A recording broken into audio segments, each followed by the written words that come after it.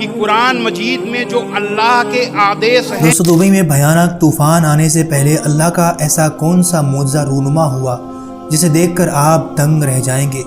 دوستو گزشتہ روز دبئی میں بارش کے آنے والے طوفان نے جو تباہی مچائی وہ ہماری آنکھوں کے سامنے ہے، لیکن اس عذاب جیسے طوفان کے آنے سے پہلے آسمان میں قدرت کی ایسی کون سی نشانی نظر آئی جسے ایک کیمرے میں قید کر لیا گیا۔ ایک ویڈیو سامنے آئی ہے جو سوشل میڈیا پر وائرل ہے، جسے بہت تیزی سے شیئر کیا جا رہا ہے۔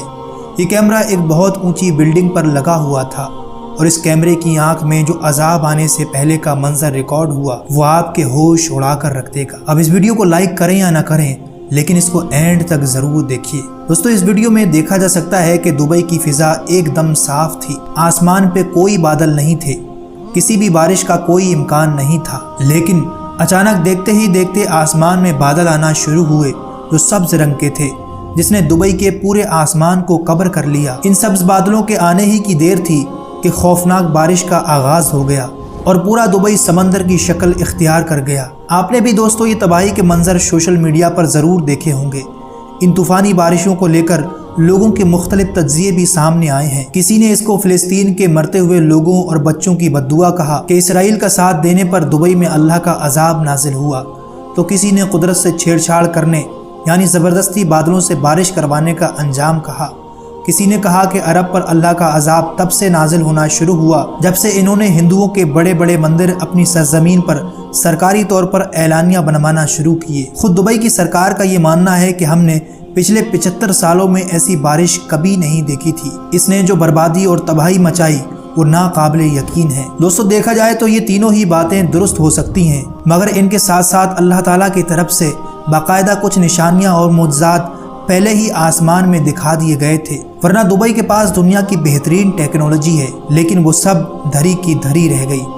ان نشانیوں کو منظر عام پر آنے سے اس لیے بھی روکا گیا کہ اتنا جدید ملک ہے کہ تباہی کے مناظر کے ساتھ ساتھ یہ بھی سامنے آ گیا تو ہم کیسے چھپائیں گے دنیا سے اپنا شیطانی چہرہ، کیونکہ دوستو ان کو تو بہت ناز تھا اپنے انفراسٹرکچر، اپنی اونچی اونچی عمارتوں پر، اپنے درہم و دینار پر، لیکن قدرت کے قہر کے سامنے کچھ کام نہ آیا۔ اس رب نے بتا دیا کہ میری ایک چھوٹی نشانی کے سامنے تمہاری حیثیت کچھ بھی نہیں۔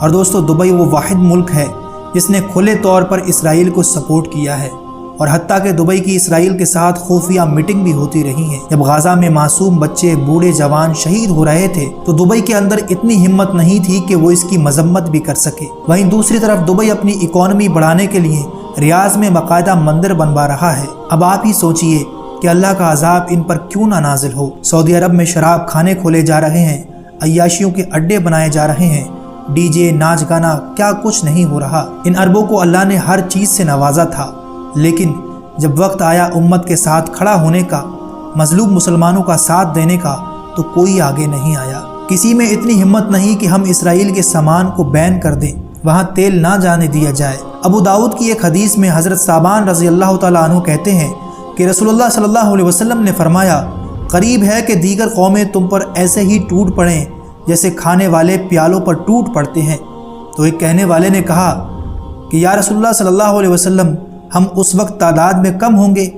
آپ صلی اللہ علیہ وسلم نے فرمایا، نہیں، بلکہ تم اس وقت بہت ہوگے، لیکن تم سیلاب کے جھاگ کے مانند ہوگے۔ اللہ تعالیٰ تمہارے دشمن کے سینوں سے تمہارا خوف نکال دے گا اور تمہارے دلوں میں وہن ڈال دے گا۔ تو ایک کہنے والے نے کہا، اے اللہ کے رسول، وہن کیا چیز ہے؟ آپ صلی اللہ علیہ وسلم نے فرمایا، یہ دنیا کی محبت اور موت کا ڈر ہے۔ اللہ اکبر۔ آج یہ منظر دوستو ہماری آنکھوں کے سامنے ہے۔ باقی آپ اپنی قیمتی رائے اس ویڈیو کے بارے میں کمنٹ باکس میں ضرور دیں۔ ویڈیو اچھی لگی تو اسے لائک اور اپنے دوستوں کو ضرور شیئر کریں۔